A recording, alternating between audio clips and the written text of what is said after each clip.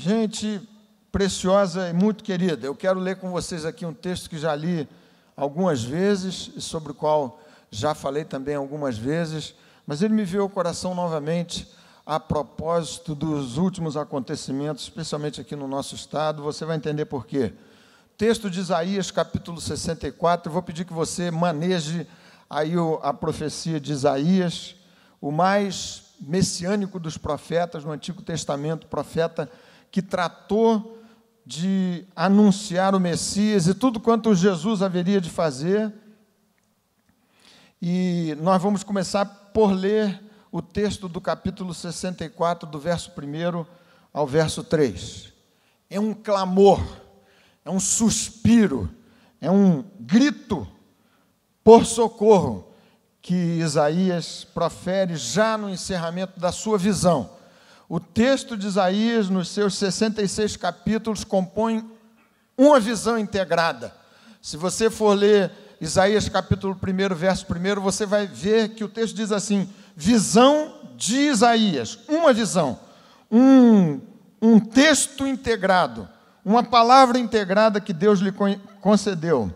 E aqui está Isaías no capítulo 64, proferindo essa oração súplice, com todas as forças do seu coração. Ele diz assim: ó, se fendesses os céus e descesses, se os montes tremessem na tua presença, como quando o fogo inflama os gravetos, como quando faz ferver as águas, para fazeres notório o teu nome aos teus adversários, de sorte que as nações tremessem da tua presença. Quando fizeste coisas terríveis que não esperávamos, desceste e os montes tremeram à tua presença. Possivelmente uma referência àquele quadro estarrecedor, impressionante do Sinai. O monte como que se derretendo diante da augusta, extraordinária, maravilhosa presença de Deus, que desceu para se comunicar com Moisés e com o seu povo. Resposta ao clamor de Isaías aparece no capítulo 65 dessa profecia, verso 17. E aqui a visão de Isaías diz respeito a um tempo da escatologia, a um tempo de um reino dito milenial, descrito no texto de Apocalipse. Deus haverá de intervir gloriosa e soberanamente nos termos do que aqui aparece descrito. Então haverá uma nova ordem de coisas. Diz Isaías no verso 17 do capítulo 65, pois eis que crio novos céus e nova terra, e não haverá lembrança das coisas passadas, jamais haverá memória delas, mas vós folgareis e exultareis perpetuamente no que eu crio, porque eis que crio para Jerusalém alegria e para o seu povo regozijo. Uma descrição do exato oposto do que Isaías vivia ao tempo do clamor de Isaías capítulo 64. Aqueles dias da oração de Isaías eram dias terríveis. Reinava sobre Judá um rei que reinou por 55 anos, talvez o pior dos reis de Judá, rei Manassés, filho de um bom rei, Ezequias. Mas Manassés fez de tudo, e a descrição do seu reinado é a indicação de que não houve um rei tão ímpio quanto Manassés.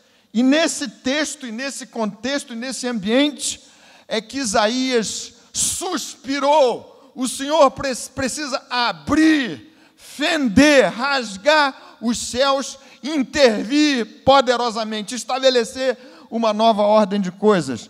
Manassés foi terrível, ímpio, 55 anos de um reinado desastroso.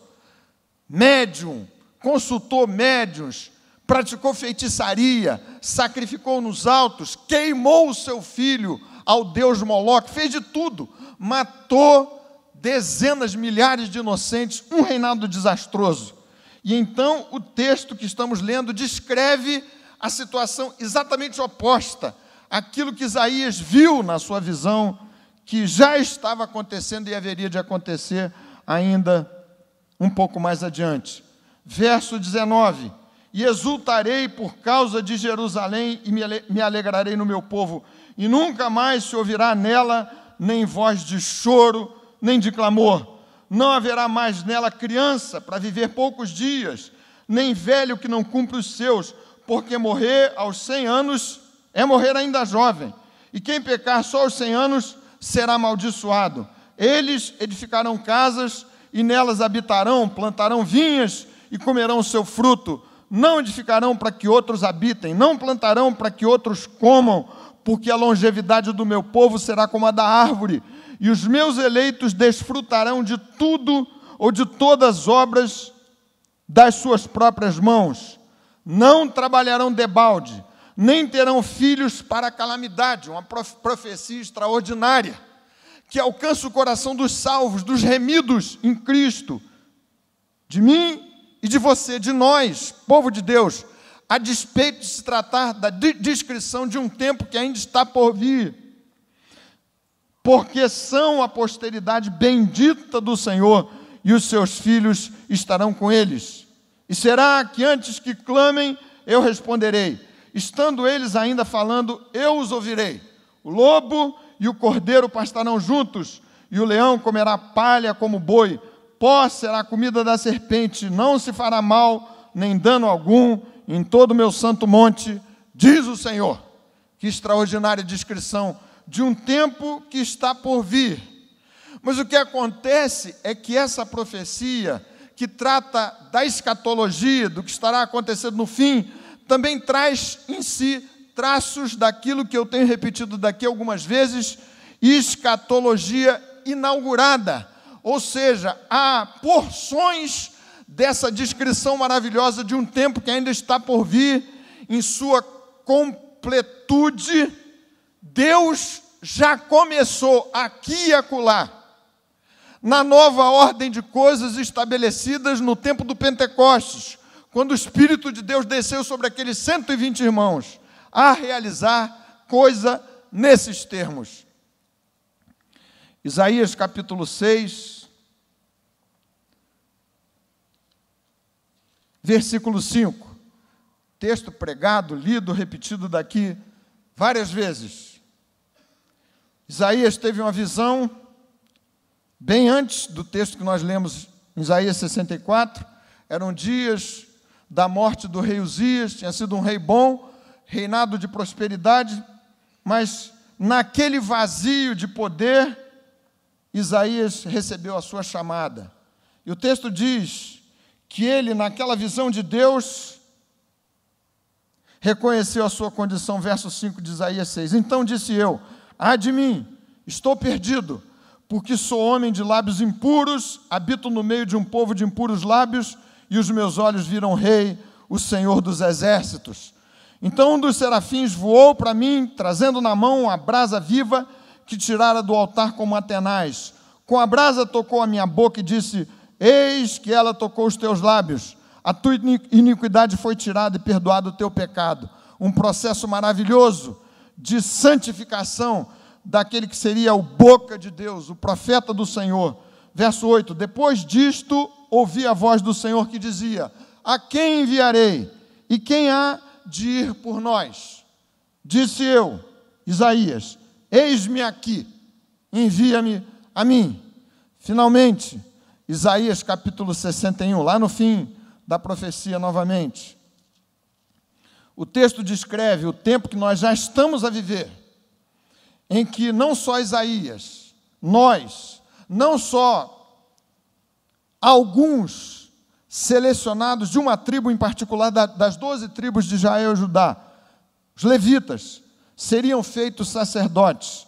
Capítulo 61 do texto de Isaías diz assim, no verso 6, mas vós sereis chamados sacerdotes do Senhor, e vos chamarão ministros de nosso Deus. Isso se aplica a mim e a você, a nós todos, em Cristo, o sumo sacerdote perfeito, em todo o tempo. Meus irmãos queridos, por que me lembrei dessa oração de Isaías aqui no capítulo 64? É o clamor de um homem aflito com a situação do seu contexto, mas enxergando coisas que haveriam de acontecer, que de fato aconteceram. Anos depois, quando Nabucodonosor invadiu Jerusalém, clamando por uma intervenção dos céus, por uma nova ordem de coisas. Orei essa oração, pensei nesse texto, a propósito do que está acontecendo aqui no Rio de Janeiro. Matéria sabida, eu sei, você possivelmente está cansado de ouvir falar disso. Sei de gente que não aguenta mais ouvir jornal, ler jornal, ouvir rádio, notícias. Pode ser que seja o seu caso.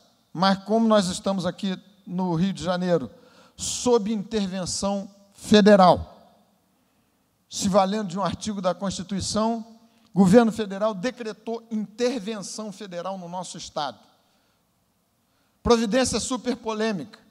Se você for ler os jornais do dia, qualquer tipo de jornal, você sabe que há muita discussão em torno da eficácia, dos propósitos, dos motivos que desencadearam essa intervenção, e não vem definitivamente ao caso aqui saber o que você pensa e o que eu penso dessa intervenção. Mas só para ilustrar o ponto, alguns têm chamado essa intervenção de farsa política. Um dos deputados mais estridentes aqui do Estado do Rio de Janeiro chamou essa intervenção de farsa política. Ao mesmo tempo, o presidente da República, que assinou o decreto de intervenção, disse que se tratava de um golpe de mestre. Escrevendo hoje num dos jornais do dia, o jornalista Hélio Gaspari disse que, até o momento, essa intervenção federal no Estado do Rio de Janeiro é o teatro, ou um teatro medíocre. Li recentemente também, essa semana, sobre o mesmo assunto, um artigo de um senador que, a meu ver, me parece muito lúcido nas suas posições, e ele se lembrava de que o que a gente está precisando há muito tempo é de uma intervenção no sistema educacional brasileiro. Senador Cristóvão Buarque. Ele disse: o futuro de um povo tem a cara de suas escolas do presente. E no seu artigo fez referência a alguma coisa que Darcy Ribeiro citou algumas décadas atrás, quando propôs o projeto dos CIEPs aqui no Estado do Rio. Parece que o pensamento não era dele, mas ele repercutiu o pensamento de alguém que tinha dito: é melhor a gente construir escolas no presente para que no futuro não seja necessário construir muitos presídios. Parece que ele estava tendo uma visão profética naqueles dias lá da proposição desse projeto. Seria ingenuidade do meu coração propor para vocês que nós, crentes, devemos orar para que dê certo, mas que, de fato, o que precisa acontecer na nossa nação é uma intervenção celestial. Seria um pensamento ingênuo, pueril, simplista, simplificador da complexidade de um problema que tem múltiplas e variadíssimas causas, pensar que, como homem de Deus, você como mulher de Deus, como servos do Senhor, como igreja de Jesus, ao tempo em que nos caberá uma ação cidadã cristã do lado de fora do templo, da vida da igreja, entender que ou Deus intervém poderosa e gloriosamente, uma intervenção dos céus, tal como na oração e no clamor de Isaías: ó, se abrisses os céus e descesses, ou essa situação irá de mal a pior. Deus precisa intervir. E pensando assim, quero sugerir para vocês algumas condições que esse texto de Isaías, sem complicar a nossa discussão, nos preparando aqui para o momento de ceia, condições para que uma intervenção de Deus assim aconteça.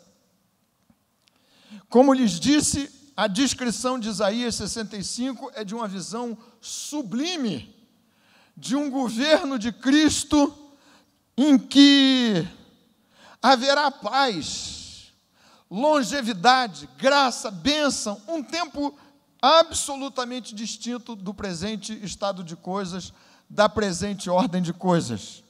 Mas aqui e ali, nos registros da história da Bíblia, nos registros da história da igreja cristã, sinais antecipados dessa profecia têm acontecido.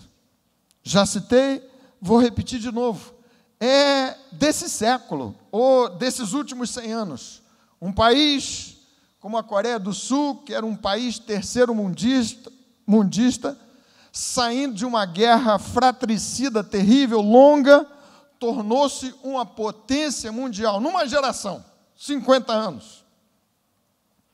E se houve, é verdade, esforços do governo local na questão da educação, sabe-se que muita gente de Deus se colocou a suplicar e a pedir por uma intervenção celestial que finalmente aconteceu naquela nação, naquele país. Seria possível se referir a uma cidade mais conhecida, nossa, Nova York, que há 100 anos atrás, talvez menos, era um lugar absolutamente intransitável, especialmente no centro. Nova York hoje é a cidade mais segura do mundo. Você vai me dizer, bom, graças a um prefeito que estabeleceu lá aquela história de tolerância zero, a teoria da janela quebrada e tantas coisas assim. Mas antes disso, na década de 50, 1950, Deus levantou um homem magrelo, chamado David Wilkerson, que, cheio do Espírito Santo, começou a trabalhar com as gangues que infernizavam a cidade de Nova York, pregando o Evangelho de Jesus àquela gente, aos porto-riquenhos, aos hispânicos que infernizavam a cidade, aos traficantes de droga, aos drogados. Deus fez uma revolução extraordinária, intervindo, abrindo os céus e transformando aquele ambiente. Quantas coisas mais se poderia falar de uma história recente, dos grandes avivamentos que aconteceram no século XIX, na Inglaterra, em tantos outros lugares mais. É possível viver a escatologia inaugurada, se aconteceu lá, e o que é que se poderia dizer da mudança espetacular na Europa, invadida pela reforma protestante? Os 500 anos de vida, de história foram celebrados no ano passado. Se aconteceu lá, se aconteceu ali, se aconteceu além, por que não acontecer na minha cidade, diante dos meus olhos, na minha geração, alguma coisa Deus pode fazer? Quais são as condições para que isso aconteça? E eu quero lhes dizer o seguinte, peço a Deus que me ajude a morrer, crendo que uma nova ordem de coisas haverá de acontecer ainda diante de nós. Coisa para os meus netos, para os bisnetos, sem dúvida, mas Deus pode fazer alguma coisa espetacular agora, na nossa geração.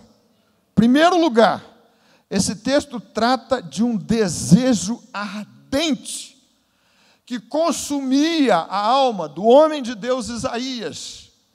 Essa expressão, é um brado, é uma súplica, é um peito que se escancara diante de Deus à vista de uma insuportável desordem de coisas e pede, Senhor, o que mais quero, o que mais minha alma deseja é que intervenhas, porque um quadro assim, desajustado assim, como vivemos nessa cidade, nesse estado, por que não dizer nesse país, não glorifica o nosso Deus. Se fendesses os céus e descesses. É sobre isso que Jesus se referiu quando disse, bem-aventurados, felizes, os que têm fome e sede de justiça. Gente que suspira pela implantação da justiça de Deus, com fome e com sede. Quais são os grandes motivos da minha vida? O que é que me empurra? Eu, como servo do Senhor, nós, como igreja de Jesus, quais são os nossos maiores anseios? As nossas grandes expectativas? É sobre isso que Jesus se referiu quando disse: buscai, pois, em primeiro lugar o meu reino e a minha justiça, e as demais coisas vos serão acrescentadas. Oh, se fendesses os céus e descesses! Quando houver um clamor ardente e generalizado no povo de Deus, e eu me refiro a mim, a você, a nós, ainda que saibamos que há outros mais clamando por aí afora, mas Deus me colocou nesse rebanho pequeno. Se o clamor for profundo, intenso, nos tomando a todos, encharcando as nossas emoções, fazendo dessa intervenção de Deus para a execução, para a manifestação do brilho da sua glória entre nós, o grande desejo das nossas vidas, Deus haverá de intervir dos céus. Um ardente e generalizado desejo que dominou o coração de um profeta. Você conhece a história, chamado Eliseu. Eliseu, sucessor de Elias, estava com Elias quando Deus tomou para si Elias de maneira extraordinária, num carro de fogo. Eliseu, diante daquele quadro, tomou a capa de Elias, haviam atravessado o Jordão a pé enxuto. Eliseu, do outro lado do Jordão, tomou a capa e disse: onde está o Senhor Deus de Elias? Como que a respeitosamente, cheio de temor, desafiar o Senhor para dizer: o Senhor operou de maneira extraordinária com a vida de Elias, agora precisa operar o dobro por meio da minha vida.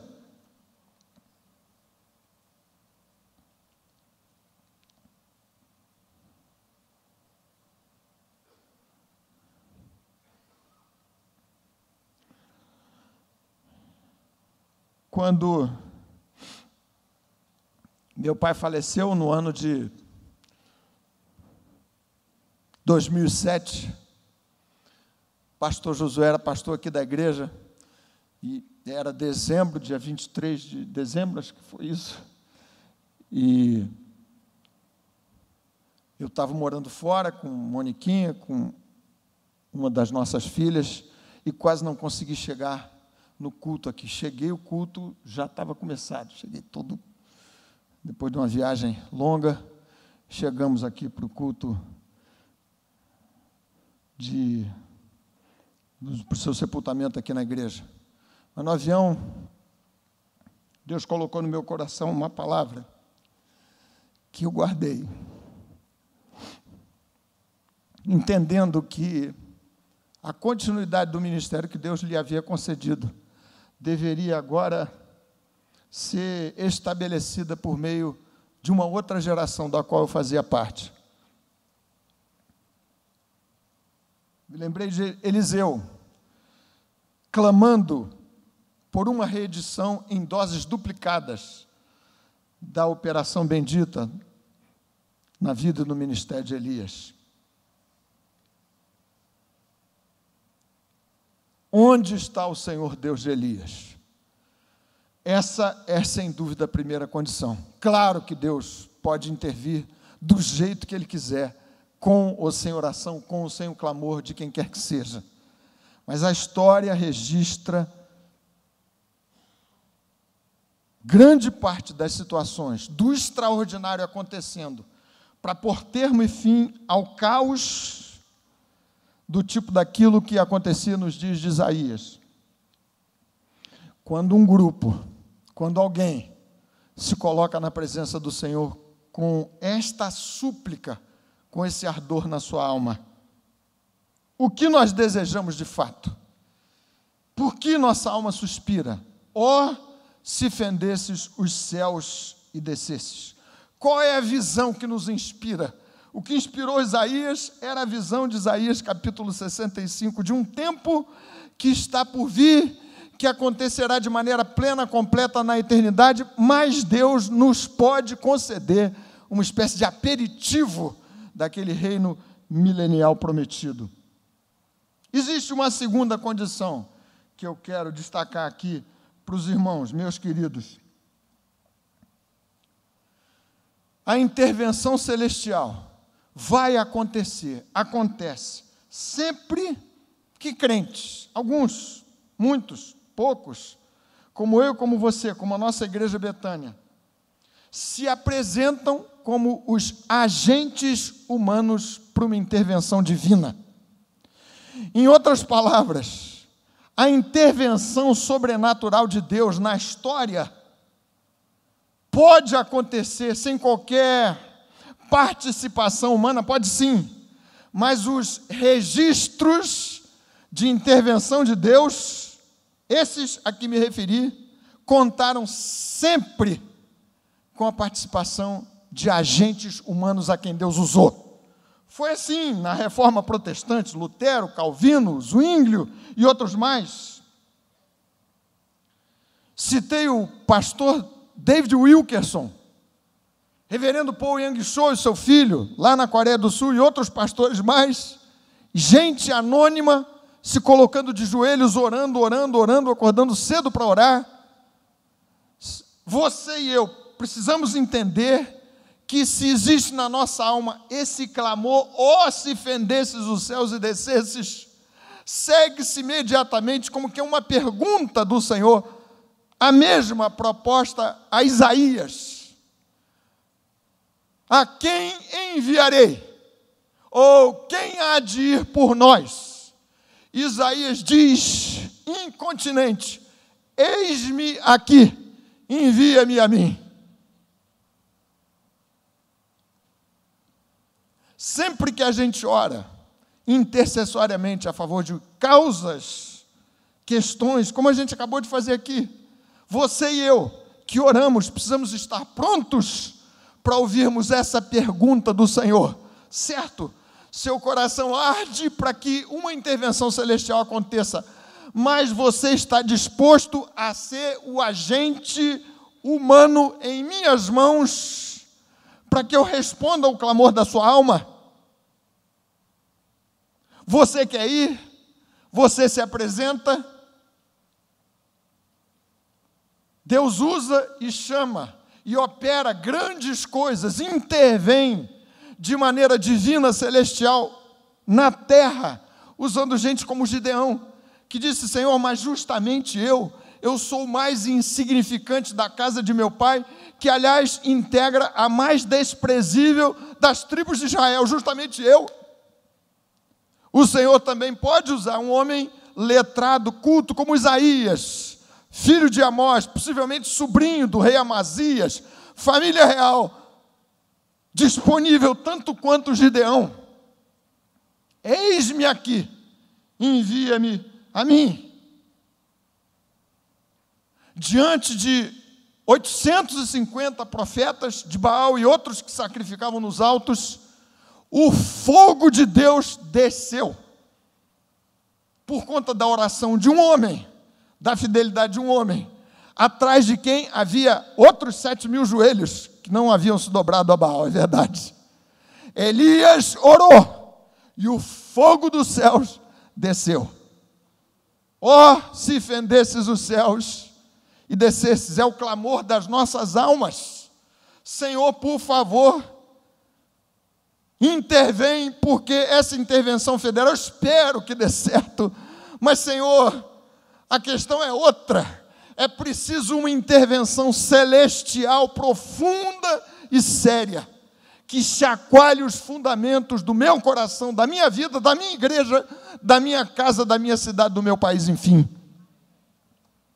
A segunda questão: como Deus vai responder o clamor da minha alma, me perguntando: você quer ir? Quem há de ir por nós? Eis-me aqui, Senhor, envia-me a mim. O sol parou num campo de batalha por conta da oração e do clamor de um homem que se apresentou para a batalha, Josué. Os missionários somos nós e não os anjos, você sabe muito bem disso. Onde está o Deus de Elias? Eliseu perguntou. Agora a pergunta é outra. A proposição não é minha, mas é como se, nesse ponto, a pergunta fosse: onde estão os Elias de Deus? Aqueles a quem Deus haverá de usar de maneira extraordinária para uma intervenção divina aqui na terra. Finalmente, meus queridos irmãos e irmãs, terceiro ponto a destacar, que compõe condições essenciais para uma intervenção divina aqui na terra, aqui em Niterói, no estado do Rio de Janeiro. Um clamor que arda, que incendeia a nossa vida, uma fome e sede de justiça, como dissemos, uma oração que, em sendo acompanhada por um chamado missionário de Deus, para mim e para você, encontre a mesma resposta que houve em Isaías: eis-me aqui, envia-me a mim. Queridos irmãos, lemos aqui texto de Isaías capítulo 61, que já tem sido explorado um pouco aqui na nossa escola bíblica dominical. Aliás, vale a pena você participar da escola. Nós começamos aqui, abrindo parênteses para fazer um comercial aqui, em nome do Vanderlei e da direção da escola. Gente, hoje a gente viveu aqui uma manhã muito especial, overbooking total. Leonardo Farias veio me dizer: olha, a gente está precisando quebrar aquela parede, mas, meu Deus, a gente acabou de fazer a parede para ter mais 2 salas, agora ele já está pensando em quebrar a parede para fazer não sei de que jeito ali, porque não deu certo. Tem mais gente do que espaço disponível. Que maravilha! Gente da Igreja Betânia querendo entender, conhecer, se aprofundar na palavra de Deus. Sinais do avivamento entre nós, louvado seja o Senhor por tudo isso. E aqui temos aprendido que, nos termos da nova aliança, todos fomos feitos sacerdotes. O pastor Antônio Carlos pregou domingo passado sobre isso também. Todos recebemos em Cristo um sacerdócio a ser exercido. Então, se a primeira condição proposta por esse texto aqui para a nossa reflexão nessa noite é que haja um clamor na nossa alma, um desejo, uma paixão, uma pulsão que nos tome a todos, pela glória de Deus, por uma intervenção celestial, para que um novo estado de coisas glorifique ao Senhor. Se eu preciso me apresentar, eis-me aqui. A terceira condição tem a ver com o seguinte: se eu sou chamado para ser sacerdote, como nós lemos aqui em Isaías capítulo 61, você, nós, para a intervenção divina chacoalhar essa nação, não vai bastar o IBGE dizer que de 25% dos brasileiros são agora evangélicos, ou mais, quem sabe no próximo censo, crescemos. Vai ser preciso que esses crentes, 1, 2, 3, 10, 100 mil aqui da Betânia e de outras igrejas, nós assumamos e levemos até as últimas consequências essa nossa chamada missionária e sacerdotal. Sacerdotes do Senhor eram chamados, em primeiro lugar, para serem santos. O sacerdócio não poderia ser exercido, o pão não poderia ser colocado no altar, o fogo, a lenha, os sacrifícios, a menos que os sacerdotes se santificassem. Você se lembra do texto de Josué, preparando o povo para uma conquista espetacular, que se iniciaria com a abertura do Rio Jordão em direção a Jericó. Josué lhes disse o seguinte: santificai-vos, porque amanhã o Senhor fará maravilhas no meio de vós.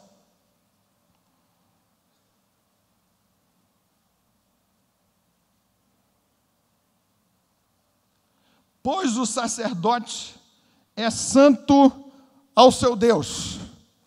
O sacerdote deve ser santo, instruiu o Senhor a Moisés, Levítico capítulo 21, porque eu sou santo. Então, levar às últimas consequências a nossa chamada sacerdotal implica em 4 condições, que vou licitar aqui rapidinho. Em primeiro lugar, santidade. Santidade nos termos da palavra de Deus. Sempre que a gente fala desse termo, a gente precisa pôr uma série de explicações que eu não consigo fazer daqui. Algum tempo atrás a gente falava aqui sobre o Sermão do Monte, e alguém me disse, a gente tem que falar mais sobre santidade. Eu disse, bom, falar sobre o Sermão do Monte é falar sobre santidade. É aquela santidade, é aquela ética, é aquela justiça que disse Jesus, é humanamente impossível, só cabe na vida e no coração do regenerado, sob o impulso do Espírito Santo. Quero dizer para vocês, fazendo uma digressão aqui, que fiquei tão feliz, porque 250 adolescentes e jovens da nossa igreja trocaram o carnaval por retiro espiritual. Que maravilha! Tão bom o que vocês fizeram. Como foram abençoados por isso.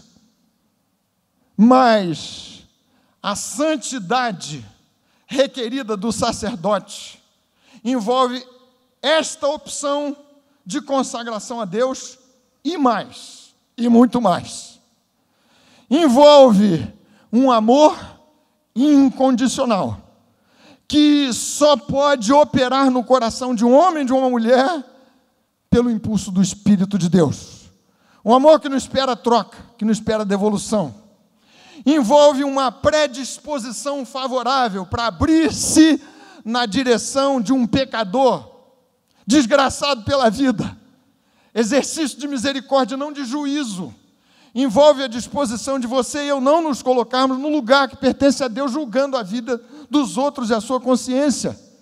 Envolve um coração misericordioso para agir como Jesus, diante da rejeitada samaritana, do povo de Samaria, e aproximar-se com a palavra evangelizadora.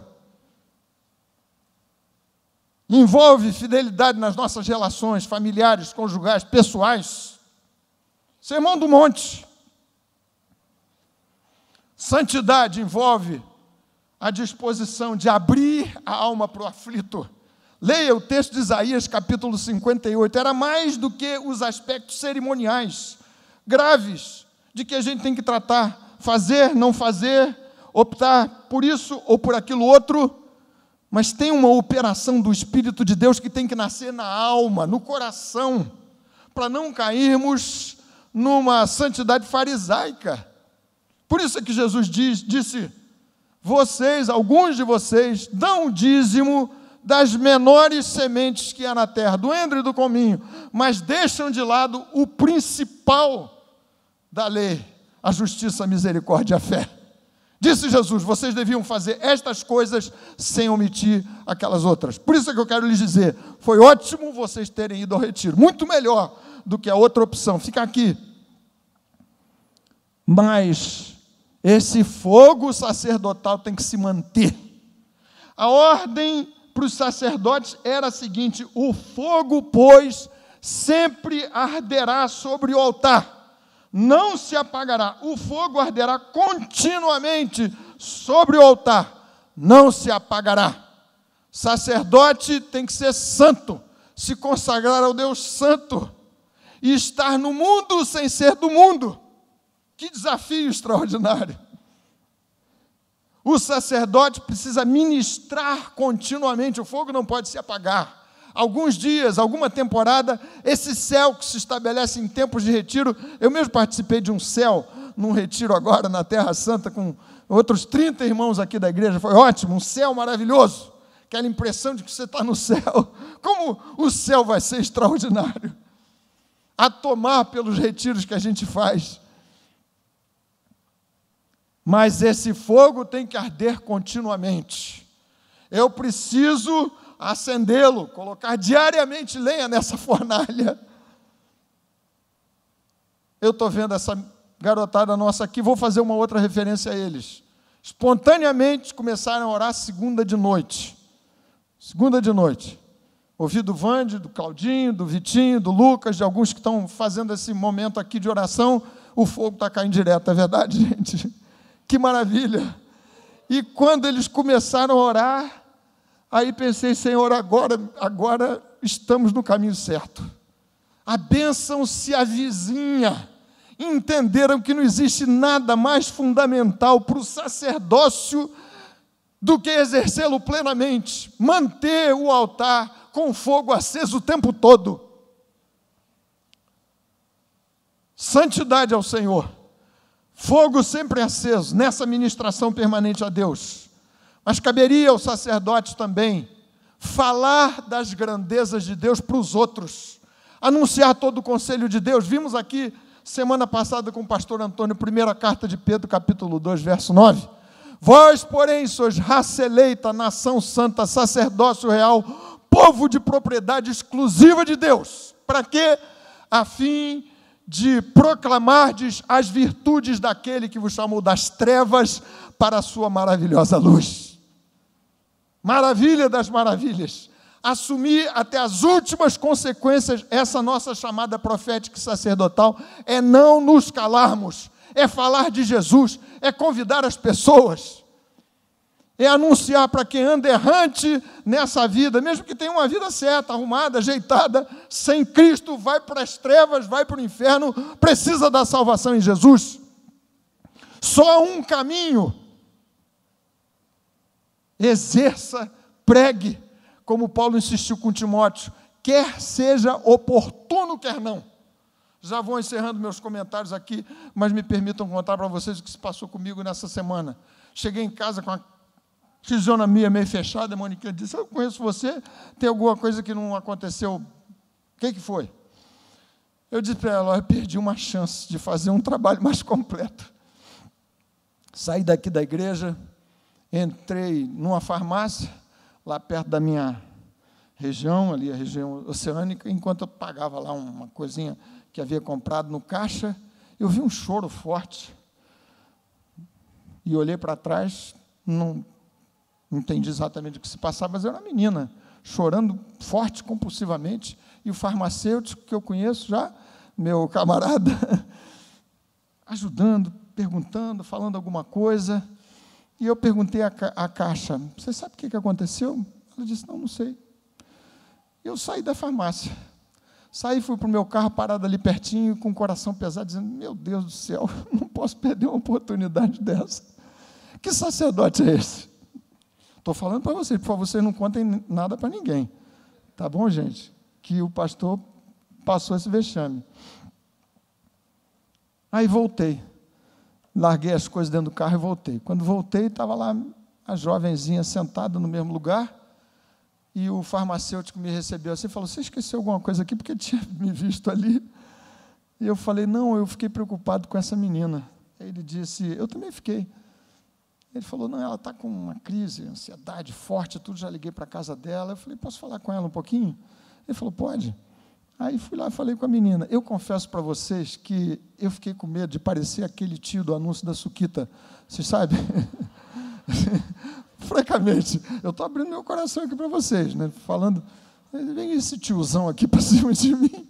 Mas eu cheguei e falei com ela, o que está acontecendo? Sou pastor, tenho filhas assim, mais ou menos da sua idade, e fiquei assim, constrangido, achando que talvez pudesse ajudar alguma coisa. Eu falei, qual é o seu nome? Ela me disse o nome dela, por casualidade, era o nome da minha filha, de uma das minhas filhas.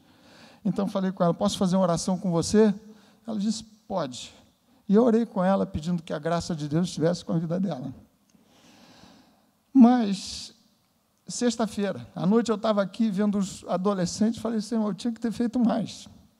Essa menina podia estar aqui, participando dessa festa com esses adolescentes nossos.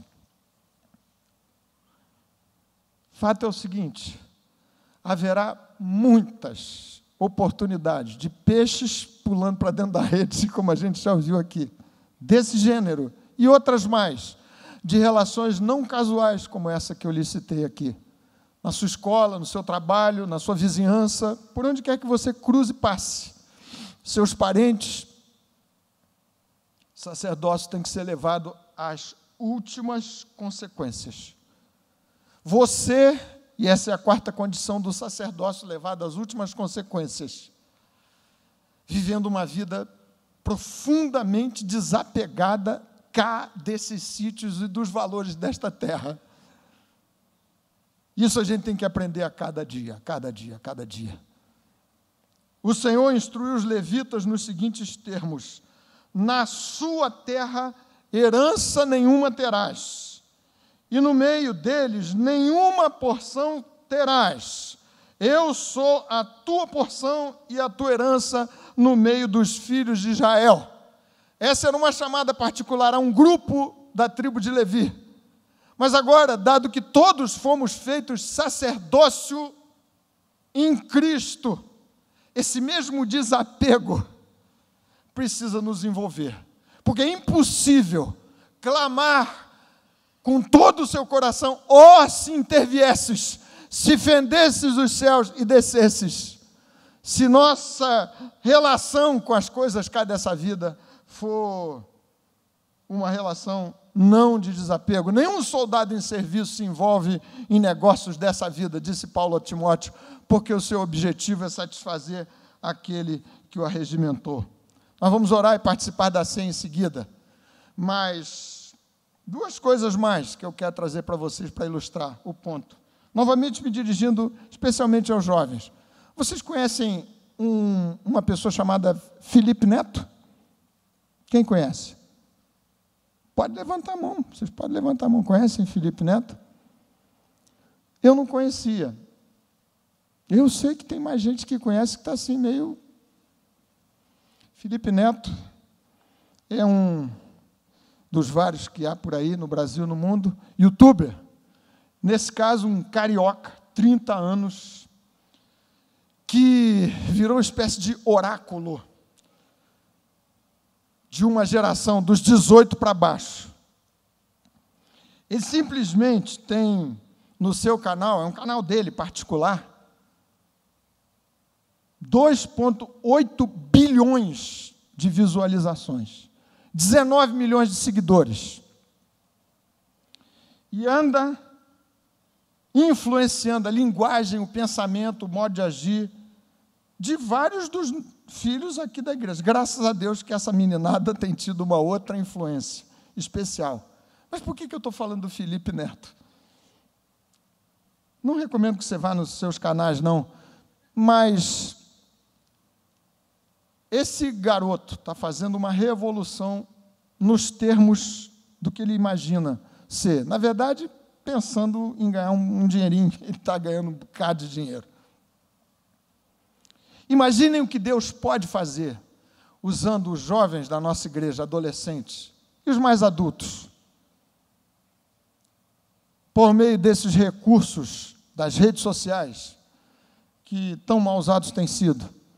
Alguns, como espécie de altar de uma exposição narcisista insuportável. Como essa geração e outras mais poderão ser afetadas profundamente com o Evangelho de Jesus, se houver entre nós gente que se entregue completamente ao Senhor, levando as últimas consequências do seu sacerdócio, usando esses recursos de comunicação do nosso tempo, do seu tempo, da sua geração, nem tanto da minha geração. Encerro citando aqui o que meu pai muitas vezes me falou, de uma história apaixonante, de um evangelista chamado Moody. Alguns já devem ter ouvido falar dele. Nasceu em 1837, em Chicago, uma família pobre. Aos 12 anos ficou órfão. Foi criado com muito sacrifício por sua mãe. E se converteu quando trabalhava numa sapataria por conta da insistência de um seu professor de escola dominical, que um dia pensou: eu preciso falar de Jesus, levar Moody a uma reação ao Evangelho. Esse professor de escola dominical foi lá na sapataria, falou de Jesus para Moody, insistiu para que ele se entregasse a Cristo, e Moody se entregou a Jesus. E desde o começo da sua trajetória, ele buscou se entregar completamente a Cristo e a Jesus. A história de Moody indica que não houve um homem mais usado por Deus para ganhar outros para Jesus do que Moody no século XIX. Contemporâneo de Spurgeon, de George Miller, esses ingleses, Moody, segundo os historiadores, falou de Jesus e levou a uma decisão objetiva para Cristo mais de 500 mil pessoas. lendo um pouco da biografia de Moody, eu confesso para vocês que eu chorei algumas vezes. Pensei, meu Deus, Moody morreu com a minha idade. E que legado espetacular esse homem deixou. E um seu colega muito próximo, escrevendo sobre ele, contou esse fato que eu ouvi de meu pai algumas vezes.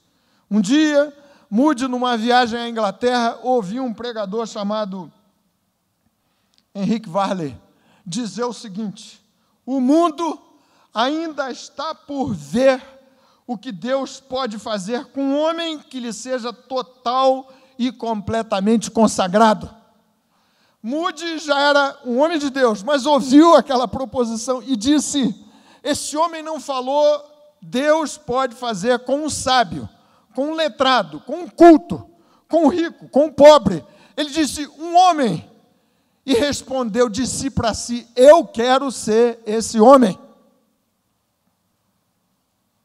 E esse mesmo amigo de Moody disse que a principal razão para Moody ter sido usado dessa maneira tão extravagante e explosiva por Deus na sua geração, é que Moody foi, e eu escrevi aqui, da sua biografia, um homem plenamente rendido a Deus. Cada grama, disse esse seu amigo, dos seus 120 quilos pertencia a Deus. Tudo o que era e tudo o que possuía pertencia totalmente a Deus. Pensei cá comigo, será que eu me apresento de novo diante do Senhor, dizendo, Senhor, eu quero ser esse homem? Será que podemos nos apresentar, alguns de nós, vários de nós, dizendo, eu quero ser esse jovem, esse adolescente, esse mais maduro, dê-me o Senhor quantos anos mais me haverá de dar, quantos dias mais, mas Senhor, eu quero explorar até o máximo os ilimitados recursos de Deus para me usar para uma intervenção divina aqui nesta terra. Será que você pode fazer essa oração comigo nessa noite? Antes da gente se apresentar aqui para a ceia, os meus presbíteros queridos vão se apresentando aqui, mas antes disso eu vou chamar vocês. Quem sabe a gente pensando, o mundo, Niterói, há muitos crentes aqui, louvado seja o Senhor por isso, mas talvez poucos com a disposição que houve no coração de Moody. Niterói ainda está para ver o que Deus pode fazer com e por meio do homem, da mulher, do jovem, do adulto, da criança, do adolescente, que se entregue, que se consagre total e completamente a Ele. Vamos orar, meus queridos irmãos e irmãs. Se você quiser consagrar outra vez a sua vida, pedindo, Senhor, eu quero ser um instrumento nas Tuas mãos para que uma intervenção divina aconteça diante dos meus olhos. Nós vamos orar agora, outra vez.